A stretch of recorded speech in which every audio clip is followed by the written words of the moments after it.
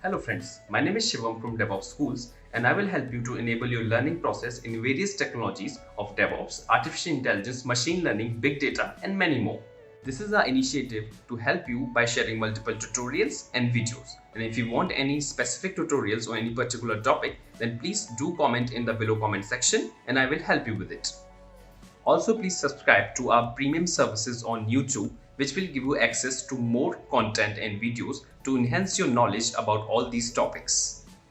Also, if you want me to help you with regards to the online trainings and classroom sessions by our qualified trainers, then please do write me at contact@devopsschool.com. Thank you. So now Kubernetes will bring health, wealth, and happiness. That is the sort of things. Kubernetes will bring health, wealth, and happiness. The question is health for whom? Of course, for all of us. Employee who's working for the project, right? Employee who's working for running the project, production servers, people who's working in the operations, SREs, DevOps, you know, developers. So health for those people, wealth for organization like the company which you are working, and happiness for both.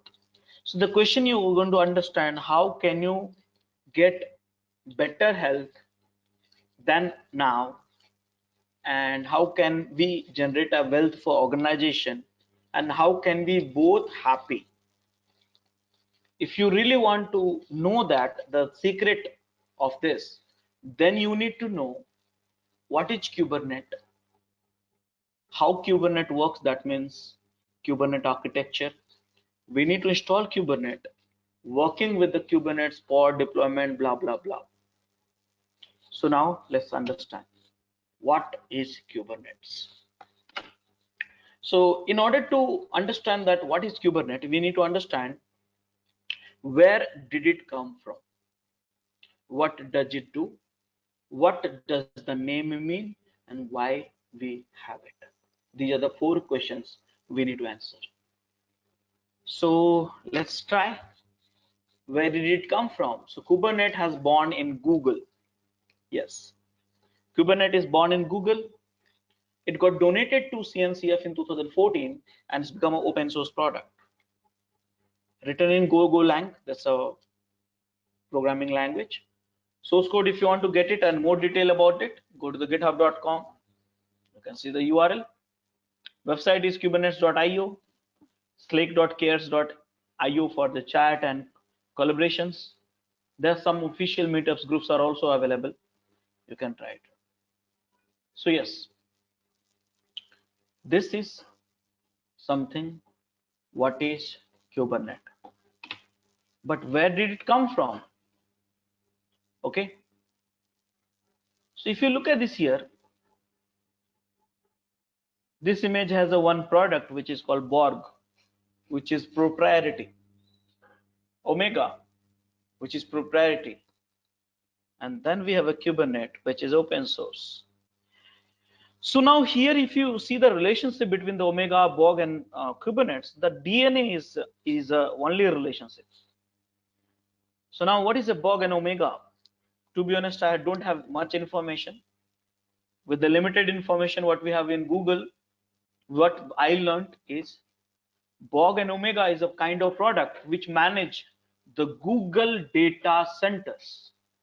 Yes, which manage the Google runtime environment, which is offering a services of billions of people, trillion of transactions happen every minute. Imagine. And those platforms, those applications of Google run with the help of Borg and Omega with a minimal employees. So Google is becoming healthy, wealthy. Employees, they stress less and they get more productions and all stuff like that. So those kind of platform, they are running on the Borg and Omega. So So Kubernetes has something similar capability. So we say, okay, because it's coming from the Google only, and they have a certain products which can do the something like that. So DNA is matching from them. It's not like a version 1 to version 2 and version 2 to version 3. They made it open source. It's not like that. Borg versus Omega versus Kubernetes. Only the DNA is matching. That means function. The service is what it offers. So the next question is, what is the meaning of it? What does that name stand for? So here, if you look at this, this name has been taken from the Greek word that is called helpsman. Now, I don't know how come this all the product they take the name from the Greek only.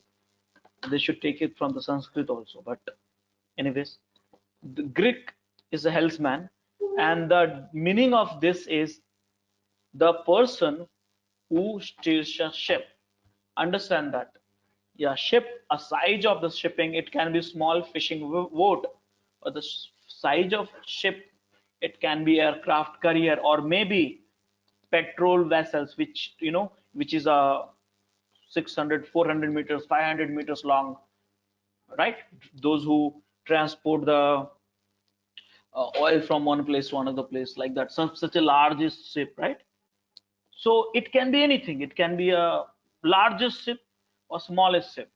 But the person who steers it, it's only one person. So like that, Kubernetes is only one.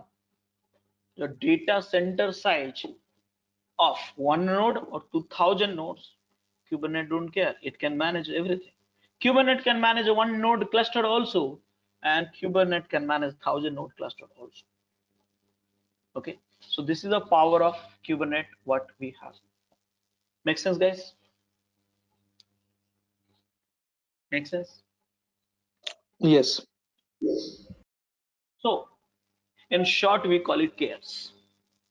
So guys, ultimately, yes, it's born in Google, donated to CNCF in 2014.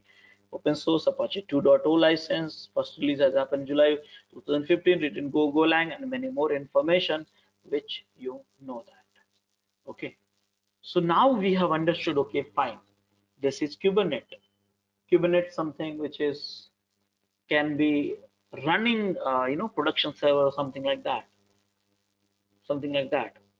But the question is why we need it. Why we need it? Why we need it? The answer is hidden in this, because I only have covered the Docker session, so I think I have a little bit more confidence in you guys. Okay, so if you look at the container, Docker container, there is a problem with the containers. Not there, there is a few problems. There are so many problems in the container. Containers are good. Containers are fast. Containers give you lots of agility, actually portability also. It's very good. But the question is, when you think running a container at the data center level, that means everywhere it should be containers in the data center, then we start getting some challenges. Then we start getting some challenges. So these challenges we need to hear and we need to know. So what kind of challenges which containers bring? So one of the challenges which containers bring is scalability challenge. And second challenge is what we expect. This is the second statement, is expectation. First is a challenge. Second one is a strict expectation. So first let's discuss about first one, how these containers bring scalability challenges. So we are starting to view the data center as one computer, that's expectation. Okay, so now do you have any idea how these containers bring scalability challenges if you have decided to run containers as a production in the data centers? Any idea?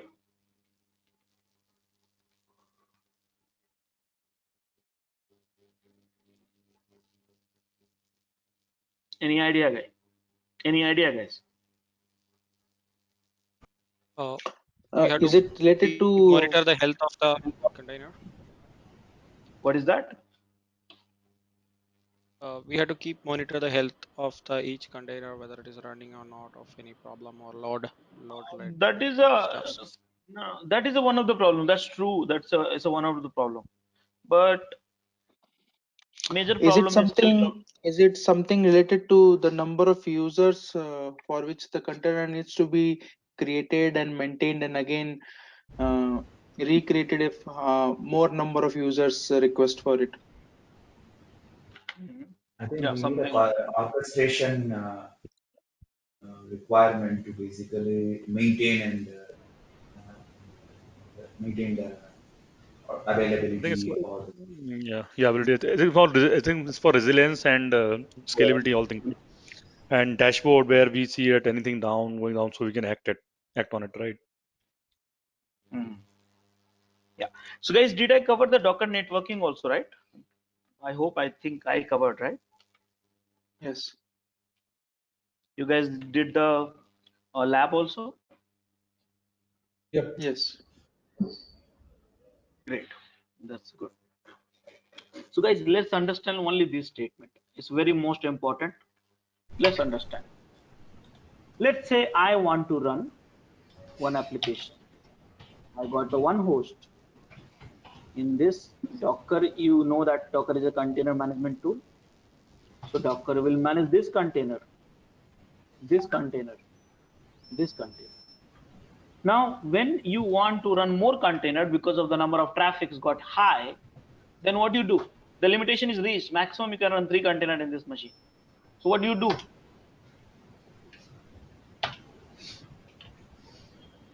What do you do? We Another replicate the same setup. Spin up a new right? machine. Install new machine. Again, we install the Docker engine. Again, we got a few containers here, few containers here, few containers here. Think about it. Then if you need a more, then again you did the same thing, guys. Okay, think about it. Think about it. Now, one issues what we have is Docker can manage container. Is that correct, right? Yeah. Docker. Yes. But the question is, guys, who will manage multiple Docker here in a data center? Here in for this image, for the sake of this, we have got only one, 3 node. But you know that you have hundreds of node in a production. You run hundreds of node, and each hundreds of node you will run containers with the help of Docker. Who will manage that all Docker? Do we have that capability with the Docker alone? Docker engine, which is in one machine, can he manage the other Docker engine on another machine? Can they? No. No, that is the one problem. So here, see, Docker has a container has a scalability challenge. Scalability challenge, that means you cannot scale with the help of the containers technology. You cannot help, you cannot do the scaling, a scale up, scale it down. You cannot do. Docker has no capability as such. You have experienced the Docker in and out, every topic you have gone through. So now you know that. That's the one problem, guys. Now you know one thing. I'm running, let's say these are the containers I'm running, and this is a container which is a Apache. This is also Apache. This is also Apache. This is also Apache. This is also Apache. This is also Apache web service. Okay. Now, if I set up the load balancer here, why we need a load balancer? You all know that, right? Again, if you get any doubts, please ask me, because I can help you to begin with only. Else, rather than getting confusion later for the time, anything which you do not understand, confused, or you need a more clarification, please ask me. Okay, so we need a load balancer. Load balancer of what? Apache. So here, this load balancer, do you think this load balancer can reach out to this and this together?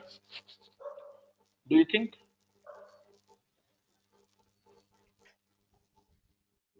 Think and tell me. Do you think? Reach out means like Uh-huh. connectivity or so No, sir, your connectivity. voice is not coming to me. I see, So, I okay. can sense that Yeah. you're, So when you say, is it better now? yeah, very much. Yeah. So when you say reach out, is it like connectivity wise or to be? Connectivity wise, load balancer, network load balance, I'm talking about. Network load balance. Connectivity wise, over the network, can you reach out? Yes. How? Tell me.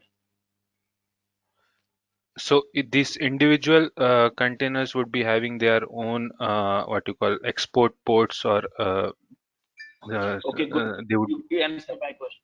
You answer my question. Apache I expose with 80. What about second Apache? One Apache I expose with 80 port or the node port, node IP address. What about the second Apache? We can map the internal 81? Apache 82 to 81. Yeah. Okay, and what about next one? I'm okay with one, but what about next one? That's the reason I'm having two Apache in one node. Why we are No, using container? Remember, you the external port can be 81, 82, 83, 84, like that, right? In a wonderful. Now let me tell you, two Apache 81 and 82. Why expose it? Load balancer will work or not? It will not work. Tell me. It will not work, guys. What is the rule of the load balancer, network load balancer? You know that. What Should it have the needs, same URL. Same port. it should be having the different IP address and plus, Same port. Same port. you know that. You know that. So guys, it will not work. So you are enjoying the containers in your desktop, but I cannot use for the data center. That's the problem. That's a limitation what we have with the container. Containers bring scalability challenge in terms of who will manage multiple Docker engine, who will make this container accessible to the load balancer. Because if the load balancer is not accessing the containers directly, then how can we serve to the end user? How can we serve to the end user? Because you know the limitation of the bridge type, you know the limitation of the host type, correct? So now the problem is we need some better solution which can provide a networking. Using that, pod can be accessible to load balancer. Simple. We need a better solution which can create some sort of layers, networking layers, which will help the containers to be accessible through towards load balancer. That is lacking in the Docker engine. That is lacking with the containers technology. So this is also a question mark. So you got the two problem, guys. There's one more problem. The problem here is this container suddenly got disappeared, or this node got disappeared also. Reasons could be anything. Could be region application issues, permission issues, path issues, storage issue, RAM issue, CPU issue, hardware issue, software issue, whatever, I don't know, but it's down. But you know, think about the large scale. I have a one port, one container down, then it should be created immediately in the other port, so that, see, ultimately your traffic at 10 o'clock required 100 containers to run. Because of some reason, suddenly it's become down. So now at the 100 containers become 80 containers. So what is the impact for this? If your server is down because of this reason, so what is the impact? What is impact? Load increases. Load increases, experience decreases with application. You Yes. know, there's a survey done. Performance of website decide the number of sales. Okay, if the performance degraded, sales degraded as well. Accounts. Loss of revenue. Loss of revenue, company is getting loss of revenue. So here the problem here is that node get disappeared, window container got because of n number of reason, but the replacement should be created immediately. Or am I going to call you in the midnight 3 o'clock, sir, production is down, can you set? You're going to call developer, Then developer is going to call QA. Then everyone is going to be in war room situation, saying that okay, let's work. 3 o'clock, you all got up because of the P1 issues, and you all working health issues, right? And you know the production is like very difficult. Every second day, some or other issues you get it. I don't know how many of you work with the production. I have worked with the production. I know that pain, what we have to go through that. What about, I'm always wishing like something should be magical. Like if some application is not running, automatically it should get corrected. Some node is down, automatically it should get replaced, or something should happen automatically. I should not get up. I should not get an email. I should not get a call also. I wish, and that wish is fulfilled by someone, need to be fulfilled by someone. That is called managing the entire infrastructure, desire versus actual. So you should not be disturbed. Automatically healing should happen. Automatically the desire, whatever you have a desire, it should be happening. So these are the kind of issues you have with the containers. Container is capable to handle this production alike situation? No. It can run your application with a cheaper cost, but it cannot scale. It cannot bring you cannot use as in the same form for the production server. So many reasons are there. So now we need a solution for it, and this question mark need to be answered. So guys, that is one of the reason that why we are learning Kubernetes. Containers bring scalability challenge, and we discussed that. So did you understand the problem with the containers technology now? Many more we can have. Once you get deep dive into that, you will start feeling about those stuff. Did you understand this, guys? Yes. Yes. Yes. So guys, one more mindset we have to check. In the node, think about it, very simple statement actually.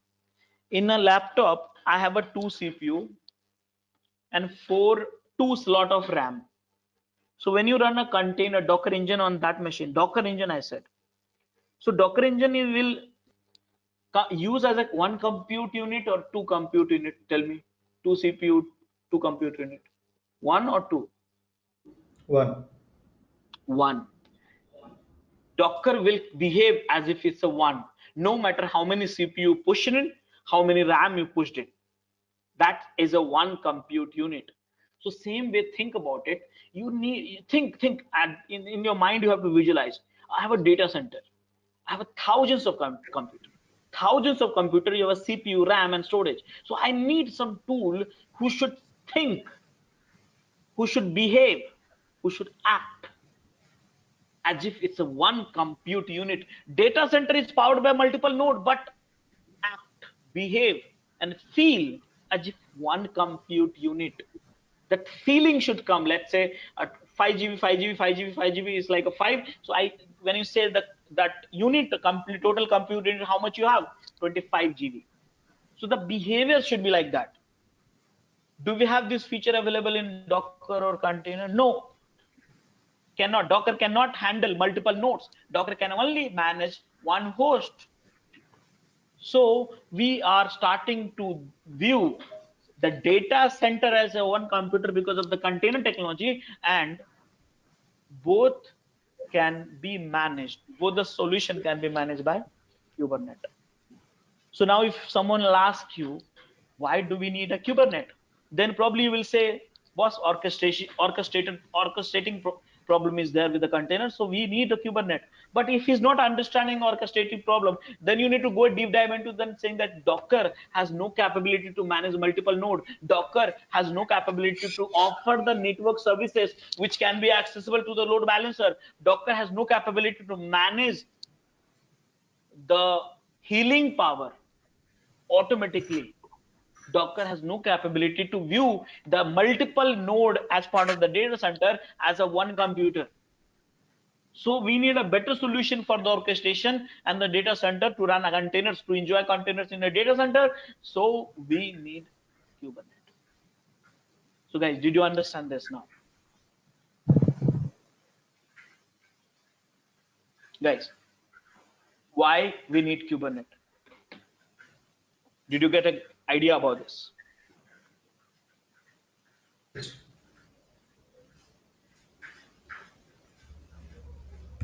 Hello, can you? Am I Yes, audible? Rajesh. Yes, Rajesh, you're audible. Yes.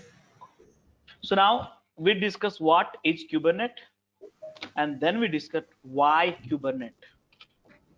Then you have to change your mindset also today.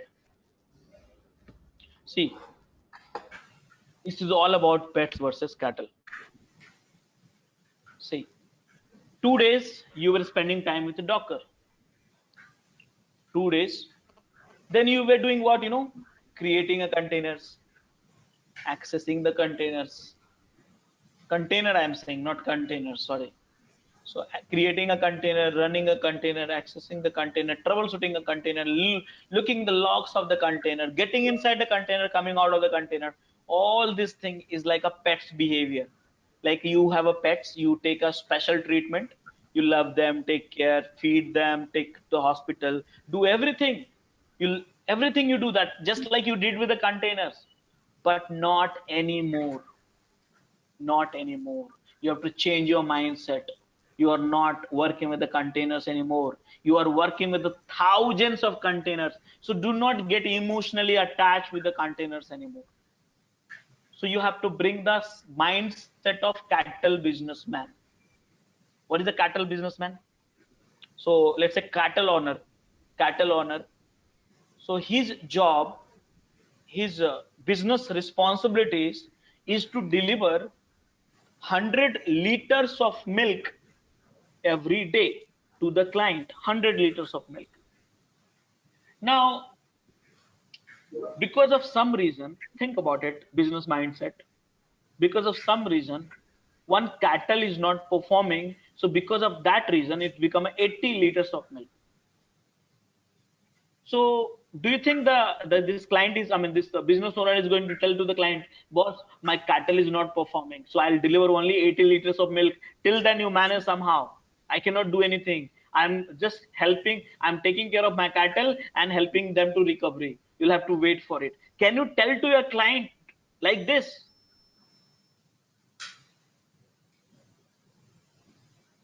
Can you tell to this thing to the client?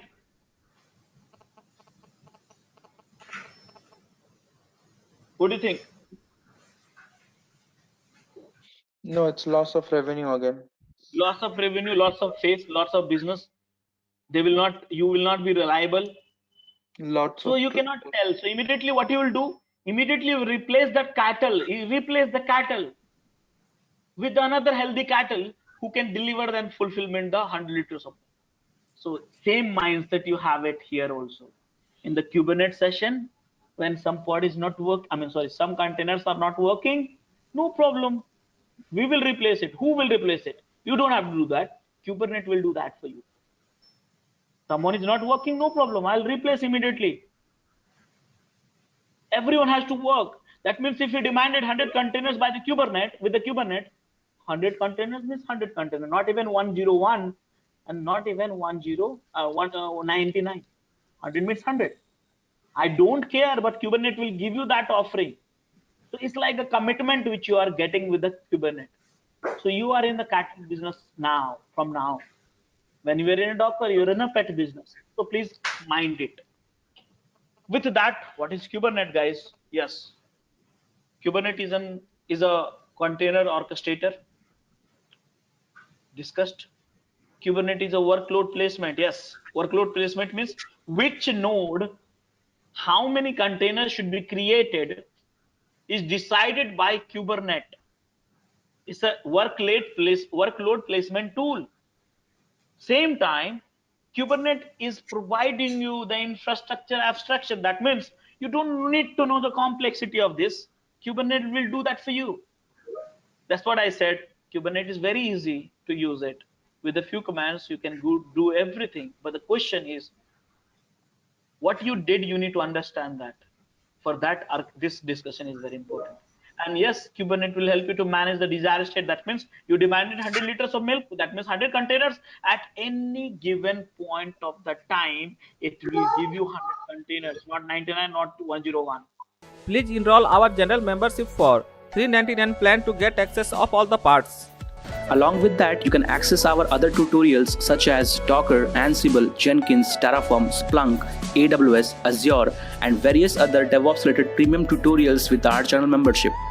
If you would have any issues with our channel membership, you can drop an email to us at contact@devopsschool.com, or you can also unsubscribe from channel membership anytime if you don't want to continue or did not like the video.